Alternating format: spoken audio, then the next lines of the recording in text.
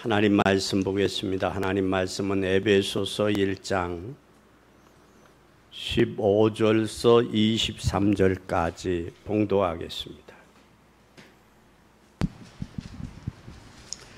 이를 인하여 주 예수 안에서 너희 믿음과 모든 성도를 향한 사랑을 나도 듣고 너희를 인하여 감사하기를 마지 아니하고 내가 기도할 때 너희를 말하노라. 우리 주 예수 그리스도의 하나님 영광의 아버지께서 지혜와 계시의 정신을 너희에게 주사 하나님을 알게 하시고 너희 마음의 눈을 밝히사 그의 부르심의 소망이 무엇이며 성도 안에서 그 기업의 영광의 풍성이 무엇이며 그의 힘의 강력으로 역사하심을 따라 믿는 우리에게 베푸신 능력이 지극히 크심이 어떠한 것을 너희로 알게 하시기를 구하노라.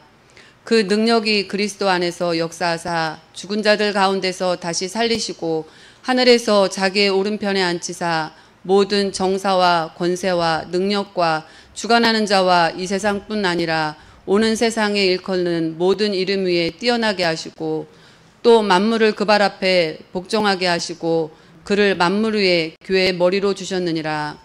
교회는 그의 몸이니 만물 안에서 만물을 충만케 하시는 자의 충만이니라. 아멘.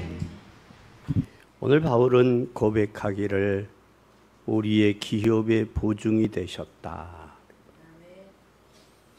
우리는 사람이 이 세상을 살아가면서 가장 중요한 것은 한 부분만 보는 게 아니라 전체를 볼 줄 아는 안목이 있어야 됩니다. 그 중에서 특히 우리는 우리의 후대들이 재창조를 이루는 사람이 되어야 됩니다. 사람은 자기의 현상을 유지하다가 가는 사람이 있고 또 발전하는 사람이 있어요. 업그레이드돼서 발전되는 사람. 또 자기가 배운 것에서 퇴보되는 그런 사람이 있어요. 사람은 세 종류의 사람이 있습니다. 그렇다면 우리의 후대들은 반드시 발전되어서 또 하나님의 역사를 이루어 가야 되는 줄 믿습니다. 오늘 이 말씀을 듣고 현장에 대해서 내 마음이 달라져야 돼. 말씀을 듣고 내 마음이 달라지지 아니하면 환경과 현실에 사람들이 속습니다. 그래서 누군가가 당신은 취미가 뭐요? 목사님 취미가 뭐요? 물으면 저는 진정한 취미가 복음 전하는 것 외에는 없어요. 왜 그러냐면 복음보다 더 귀한 게 없기 때문에 그렇습니다. 그래서 우리는 진정한 메시지 가운데서 우리는 10년이 관건이라고 할 수 있겠어요. 우리 교회도. 이제 여기서 10년이 되면 생활에서 이제 노후가 되고 이제는 활동력들이 줄기 때문에 그렇습니다. 앞으로 우리 교회 아니면 한 세대가 우리는 10년으로 볼 수 있는데 우리의 후손들에게 제대로 해서 물려주고 하나님이 원하시는 그날 가느냐, 천국에 가느냐, 아니면 추한 모습으로 남아서 인생 전략해서 세상과 타협하고 살아가느냐, 그게 달려 있습니다. 그러면 우리는 복음을 하는 1세대라고 하면 10년으로 볼 수 있어요. 우리의 후손들에게 복음을 전달하고 저들이 복음을 알게 하고 그리고 저들의 복음의 사람들이 일어날 때 결국 하나님의 역사는 달라지게 되어 있다는 사실입니다. 그러면 하나님이 과연 이 세대를 누구에게 맡기시겠느냐라는 거예요. 이 세대를 이끌어갈 수 있는 사람에게 하나님이 맡기지 않겠느냐. 그 사람이 누구겠느냐? 복음을 아는 다음 세대들이다라는 거예요. 우리는 갈라디아서, 빌립보, 에베소 이 강단의 말씀을 붙잡으면서 결국 나오는 결론이 있어요. 그 결론이 오직 그리스도다. 이 오직 그리스도로 결론 나지 않으면 사도 바울이 감옥에서 갈라디아서, 에베소, 빌립보서의 그 교인들에게 전달한 의미가 뭔지를 모르고 있다는 사실이에요. 바울이 복음 안에서 저가 고난 가운데 갈라디아 교회, 에베소 교회, 빌립보 교회 성도들에게 주는 것은 너희들은 오직 그리스도다. 그러면 우리 성경을 통해서 바울이 감옥에서 전달되었던 그 복음, 옥중서신 가운데 에베소서를 통해서 오직 그리스도가 발견되어지는 귀한 여러분이 되시기를 예수님의 이름으로 간절히 축원합니다. 그것이 답으면 뭐가 남느냐? 세 가지가 바꾸어져요. 오직 그리스도가 발견되고 오직 그리스도가 잡혀지면 세 가지가 바뀝니다. 첫째 뭐가 바뀌냐? 주인이 바뀌어요. 주인. 가끔 저는 택시를 타면 운전하고 가지만 택시를 타게 되면 기사님, 인생은 누가 운전하십니까? 라고 물어요. 그러면 그 묻는 뜻을 모르는 사람은 예, 마누라가 하기도 해요. 예, 제가 제 운전을 합니다. 오늘 우리는 성경에서 가나안, 요한복음 2장에 보면 가나안 혼인잔치가 있었습니다. 그 혼인잔치에 예수님은 주 손님으로 청함을 받았어요. 잔치가 흥이 돋구어졌습니다. 잔치가 무르익었어요. 그런데 잔치에서 꼭 있어야 될 포도주가 떨어졌어요. 사람들은 흥을 잃어버렸어요. 그때 예수님의 육신의 어머니 마리아가 하인들에게 예수님에게 이 집에, 이 잔치집에 포도주가 떨어졌습니다. 예수님이 나와 무슨 상관이 있습니까?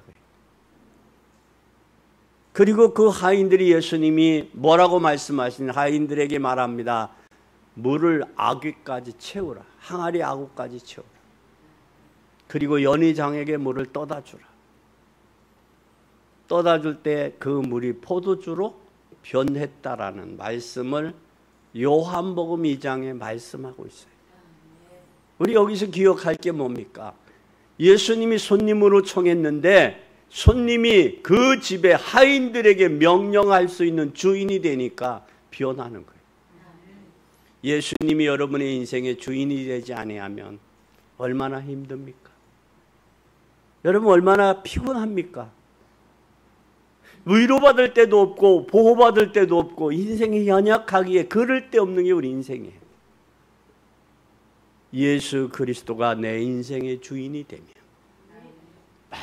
모든 것이 변하고 바뀐다라는 사실을 기억하시기 바랍니다. 아직도 예수 그리스도가 주인이 되지 아니한 사람은 자기가 하려고 몸부림쳐요. 자기 뜻대로 안 하면 실망하고 실족하고 시험 들고 넘어지고 그럽니다. 그건 자기의 인생의 주인이 예수 그리스도가 주인이 아니고 자기가 주인이기 때문에 자기 뜻대로 안 되어지니까 화나는 거고 자기 뜻대로 안 되는 거 시험 드는 거예요. 한 번쯤 우리는 되돌아봐야 됩니다. 예수 그리스도를 발견했다면 그 예수 그리스도가 나의 인생의 주인이 맞나? 한 번쯤 여러분 스스로 질문해 보세요. 예수 그리스도가 내 인생의 주인이 맞나? 주인이 되면 주인이 되지 않은 사람은 최고의 실력을 가지고 최고의 대학을 가고 최고의 기업에 들어가 임원이 되고 임원이 돼서 전 세계를 도전하고 자기 일을 이룬 사람이라면 그는 신앙생활이 가능성이 없어요. 왜? 거기에 바쁘기 때문에. 제가 아는 장로님 아들이 외국계 회사에 임원이 됐어요. 미국계 임원이 됐어요. 근데 미국은 우리나라하고 뭐가 달라요? 시차가 나잖아요. 그러니까 잠자야 되는데 잠도 못 자고 미국의 본사와 화상으로 회의하느라고 생활이 완전히 바뀌었어요. 그러면서 아버지 나 힘들어서 못하겠어요. 그렇다고 우리 한국계 회사, 한국의 회사는 한국에 있는데 지사는 그렇다고 다른 사람이 출근했는데 잠잘 수 없잖아요. 그게 힘든 거예요. 그것이 인생이에요. 그게 인생이에요. 그뿐만 아니라 우리는 갈보리 산에 그런 사람에게는 필요가 없어요. 예수님이. 인간이 갈보리 산에서 예수님이 십자가 지고 그가 십자가에 고난 당할 때 여러분 얼마나 갈보리 산에서 비참 당하셨어요.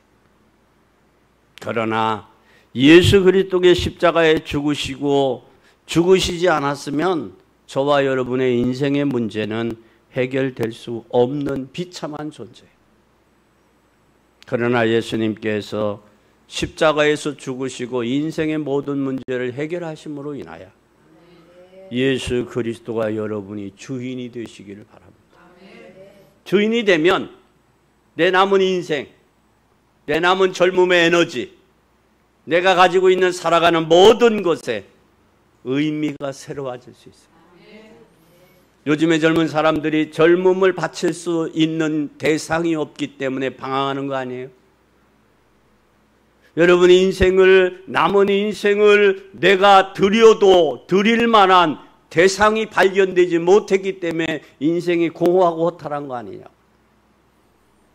예수 그리스도만이 여러분의 인생의 주인임을 기억하고 믿는 여러분 되시기를 바랍니다. 주인이 바뀌면 우리는 신앙생활이 자기의 의를 이루는데 의를 이루는 일을 하지 않아요.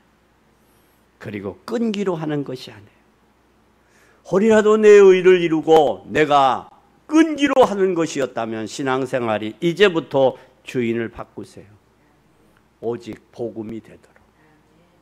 그분만이 여러분의 인생이며 그분을 믿을 때 여러분은 실망할 일이 없으리라고 믿습니다.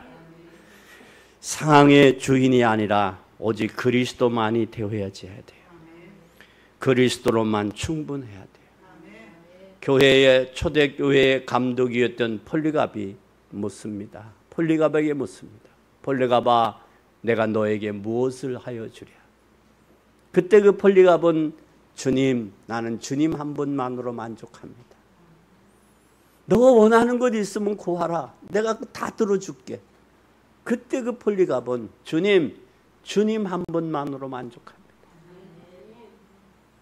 여러분, 주님 한 분만으로 만족하십니까? 예수 그리스도가 나를 위해 십자가에 죽으시고 부활하셔서 지금 성령으로 함께 계시며 내가 남아있는 인생 성령과 함께 인생의 삶을 살면서 주님 재림하시는 그날, 아니 천국이 준비된 그날, 그곳을 향하여 오늘도 내일도 믿음으로 가는 여러분이 되시기를 바랍니다. 두 번째는 우리가 주인이 바뀌면 뭐가 바뀌는 줄 알아요? 뿌리가 바뀌어요. 근본이 바뀝니다. 복음이 들어가면 많은 것들이 새로워져요.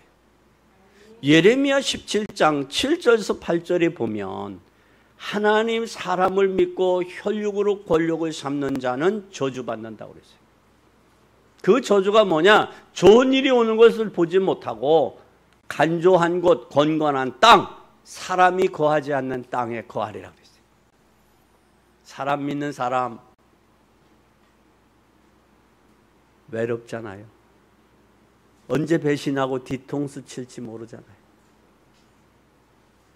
여러분도 인생 쭉 보면 주변에 많은 사람들에게 알고 속고 모르고 속고 속은 일들이 얼마나 많습니까? 근데 마귀 자체가 사기꾼이에요. 사기꾼.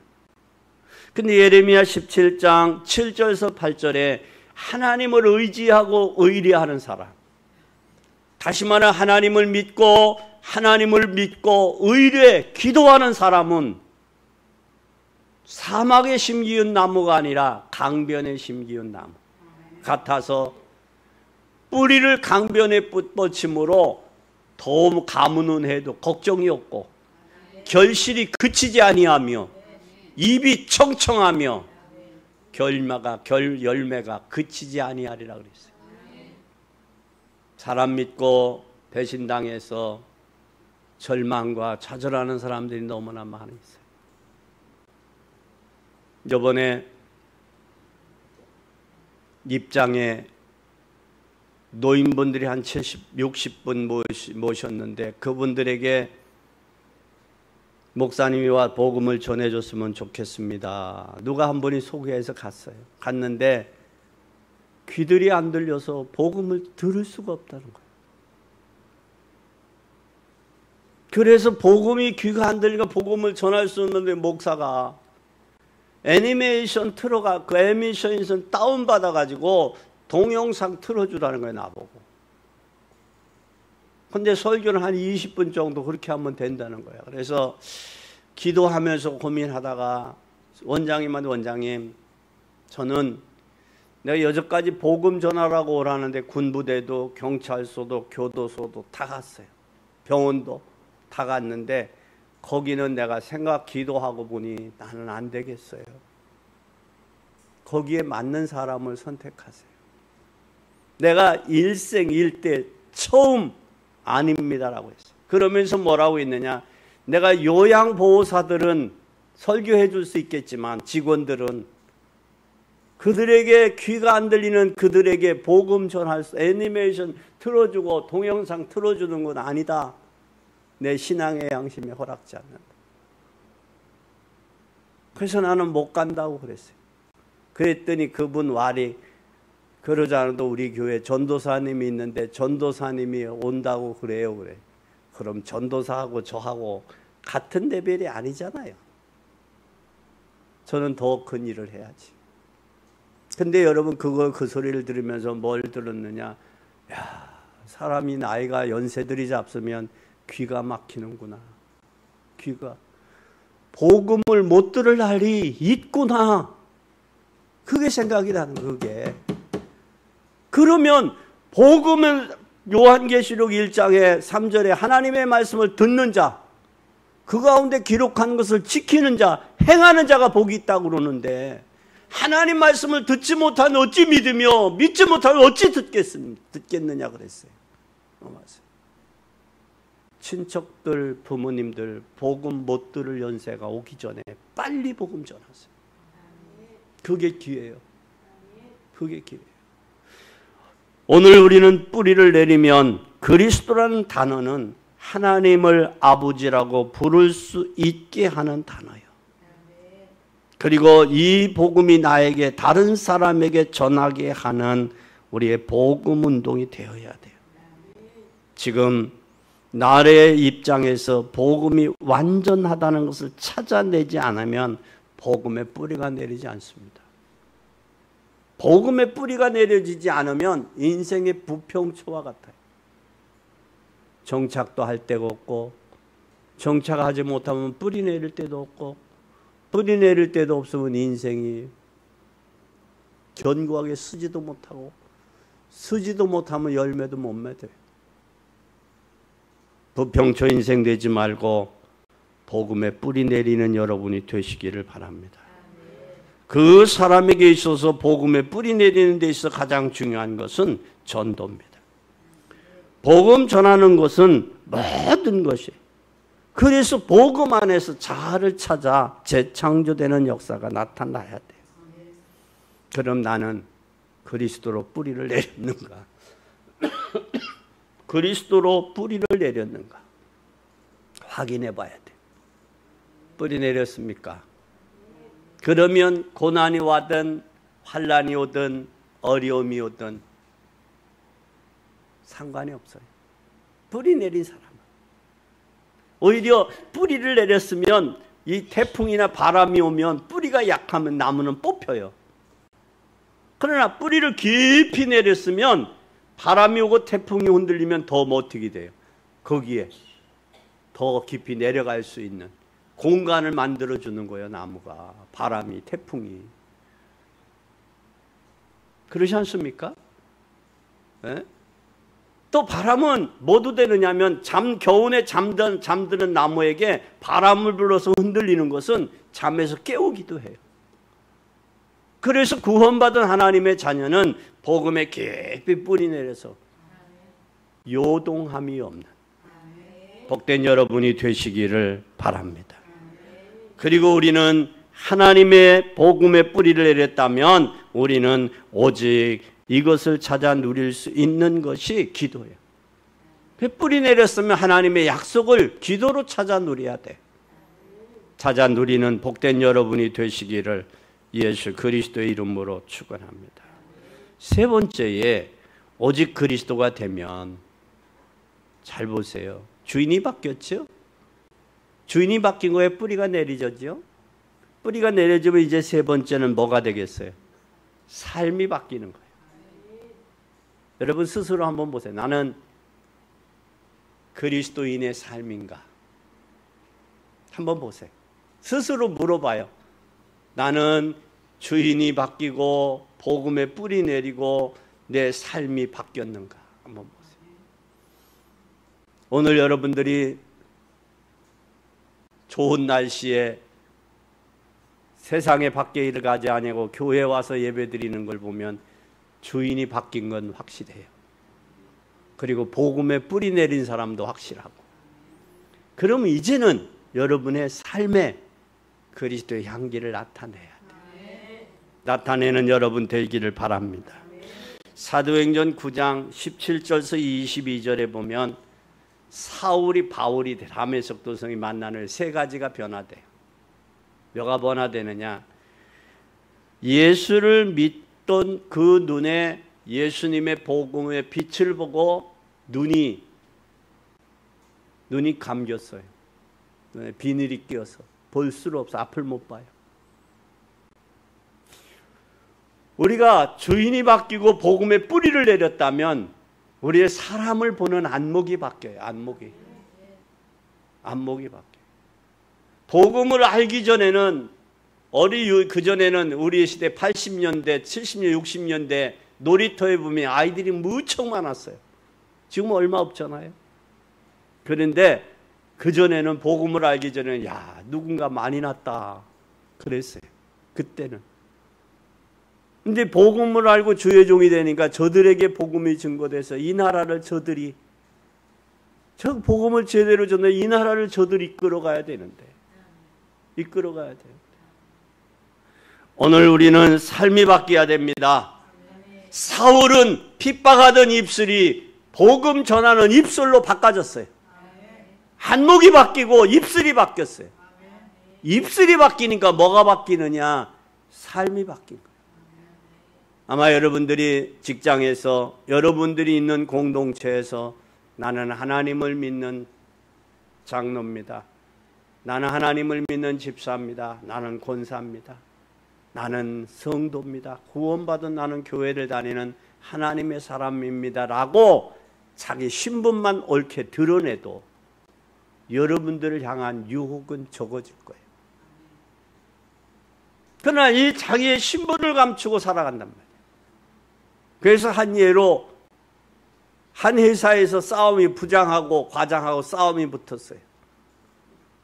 싸움이 붙었는데 뭐가 됐느냐? 부장은 장로님이었고 과장은 안수 집사님이 싸움이 붙었어. 저녁이 되니까 퇴근을 안 해요, 남편들이. 그래서 왜 싸움이 왜 저기 했는지 이제 부인들이 회사에 전화하고 동료들한테 전해, 예, 싸움이 벌어졌습니다. 싸움이 벌어지면 여러분은 어떻게? 싸움이 벌어서 경찰서 갔습니다 하면 누구한테 전화해? 에? 여러분이 해결할 수 없어 목사한테 전화하잖아요. 어려운 일은. 그 목사님이 신방을 가봐서 경찰서에 갔더니 아이고 장로님 어쩐 일로 오셨어요. 목사님. 근데 그쪽도 아이고 목사님 어쩐 일이세요. 그게 그러면서 장로님이 뭐라고 하느냐, 부장이 뭐라고 하느냐, 자네 예수 믿는다고 했으면 내가 그러지는 않잖아. 왜 그 소리도 안 했어? 그러니까 이 과장 말하는 말이 부장님이 장로님이라고 말씀만 하셨어도 제가 그렇게 대들지는 않잖아요. 그게 오늘날의 우스갯소리지만 신앙인들의 현주소예요. 그러니까 교회가 힘이 없는 거예요. 그러니까 지탄의 대상이 되고 욕을 얻어먹는 거예요. 왜 그러냐? 힘이 없어서. 진정 여러분은 힘을 얻는 여러분 되시기를 바랍니다. 그러면 나의 삶 속에 내가 바뀌어야 삶이 바뀌어요. 내가 바뀌지 아니하면 절대 삶이 바뀌지 않습니다. 내가 바뀌어야, 교회 속에서 내가 바뀌어야 교회가 새로워 보여요. 그리고 또한 현장 속에서 내가 바뀌어야 현장이 바뀌는 거예요. 내가 바뀌지 않으면 나의 삶이 바뀌지 아니하고 내 환경이 바뀌지 아니하고 내 현실이 바뀌지 않습니다. 엊그제 어떤 분에게 그런 말을 했어요. 시대가 위인을 요구하지만 위인이 시대를 만들기도 한다. 그랬어요. 여러분은 어때요? 시대가 위인을 만들어요? 위인이 시대를 만들어가요? 전자 같은 것은 시대가 사람을 위인을 만드는 것은 우리 과거 같은 그런 시대예요. 평범한 시대는 사람이 시대를 바꿔가는 거예요. 문제가 있을 때는 그 시대가 사람을 요구해요. 그 사람을 요구해. 순탄하지 못할 때는 요구해. 그러나 평범할 때는 그 사람이 그 환경을, 그 문화를, 그 현실을, 그 삶을 바꾸는 거예요. 저는 여러분들이 오직 그리스도로 답이 났다면 복음에 뿌리 내리시고 주인이 되시고 뿌리 내리시고 삶이 바뀌는 복된 여러분이 되시기를 예수님의 이름으로 간절히 축원합니다. 그러면 삶이 바뀐 바울의 고백을 한번 볼까요? 디모데후서 4장 18절 한번 보겠습니다. 주께서 나를 모든 악한 일에서 건져내시고 또 그의 천국으로 들어가도록 구원하시리니 그에게 영광이 세세 무궁토록 있을지어다. 나를 뭐 하셨어요? 악한 일에서 건졌단 말이에요. 건져서 어디로 들어가게 해요? 천국에 들어가. 그러니 그분만이 영광을 받으세요. 이게 바울의 삶의 고백이에요. 이게 결론이에요. 나를 왜 구원하셨느냐? 구원하셔서 천국에 들어가게 하신 그분만이 나의 삶을 통해서 영광을 받으세요. 그 고백이에요. 그 고백. 그래서 빌립보서 3장에 바울은 그런 고백을 해요. 나는 예수 그리스도만 알기로 작정했다. 나는 그의 표대를 향해 전진한다. 나는 부름에 상이 있다. 분명한 삶의 목적을 고백하고 있는 것처럼 여러분의 삶의 목적의 고백이 되어지기를 예수 그리스도의 이름으로 축원합니다. 결론입니다. 어떻게 이게 가능하겠냐? 어떻게? 하나님의 주권을 인정하라고 말이에요. 하나님. 다윗은 역대상 29장에 보면 하나님의 주권을 인정했어요. 힘도 하나님이 온다. 드릴 수 있는 힘도 하나님이 온다. 모든 주권이 나를 크게 하심과 강하게 하심, 나를 부하게 하심과 능하게 하심, 모든 힘의 원력이 하나님으로부터 온다. 이것이 다윗이 왕 중에 왕이 될 수 있는 비결이에요. 하나님의 주권을 인정하면 하나님이 나를 인정하시고 쓰신다라는 거예요. 꼭 기억하시고, 또 두 번째는 말씀을 붙잡고 뿌리를 내리면 축복의 흐름이 보여요. 흐름이. 그래서 말씀의 뿌리를 깊이 내리고 흔들리거나 동요되지 마시고, 그리고 그 흐름 속에서 흐름을 타는 사람 아무도 막을 사람이 없어요. 막을 사람이 없어요. 그리고 이 비밀을 우리는 모든 족속을 향하여 품어야 돼요. 나만 가지고 있는 복음이 아니라 이제는 세상의 모든 족속을 품어야 돼요. 그게 부활하신 예수님이 유언하신 거예요. 너희는 가라. 모든 족속으로 가라. 만민에게 가라. 땅끝까지 가라. 가라. 그것뿐만 아니라 불신자들은 수신제가 치국 평천하다 그런 말을 해요. 이게 불신자들. 자기가 수신하고 바뀌지 않으면 치국도 못하고 평천도 못한다 그 말. 그 불신자들이 이야기하는 용어예요. 그것처럼 먼저 내가 뭐가 바뀌어야 된다? 주인이 바뀌고 또 뭐 해야 된다? 복음의 말씀에 뿌리 내려야 되고 그러니까 삶이 바뀌더라. 오직 그리스도로 열방의 눈을 뜨는 여러분 되기 바랍니다. 왜 그리스도야만 되는가? 결론이 나야 돼요, 여러분. 그래서 오늘 에베소서 11장 한번 보십시다. 17절서부터 보세요. 우리 주 예수 그리스도의 하나님의 영광의 아버지께서 지혜와 계시의 정신을 너희에게 주사 하나님을 알게 하시고자. 하나님이 뭘 줘야 한다고요? 지혜와 계시의 정신을 줘야 아는 거예요. 내 배운 지식으로 아는 게 아니에요. 그러니까 하나님이 아는 것은, 내 믿음이 부족한 것은, 하나님을 아는 데 부족한 것은 하나님이 열어주지 않아서 그런 거예요. 열어줘야 된다고. 그래서 우리는 기도해야 된다고 말해요. 그래서 여기에 하나님을 알게 하시고, 하나님을 알게 하시고, 그리스도 안에 부름의 소망이 보여요. 하나님을 알면 왜 하나님이 나를 부르셨느냐, 그 소망이 보인다. 그 소망이 보이면 그리스도 안에서 사명이 보여. 사명이. 나를 왜 부르셨구나, 이 사명이 보여. 사명이 보여야 전 세계 인류를 품는 정복하는 축복의 성도들이 되기를 예수 그리스도의 이름으로 축원합니다. 왜 부르셨느냐? 이걸 알게 된. 하나님을 알게 하시고, 그리스도 안에 부름의 소망을 알게 하시고, 그리스도 안에 사명을 알게 하시고, 전 세계에 품을 수 있는 정복의 성도가 되기를 예수 그리스도의 이름으로 간절히 축원합니다.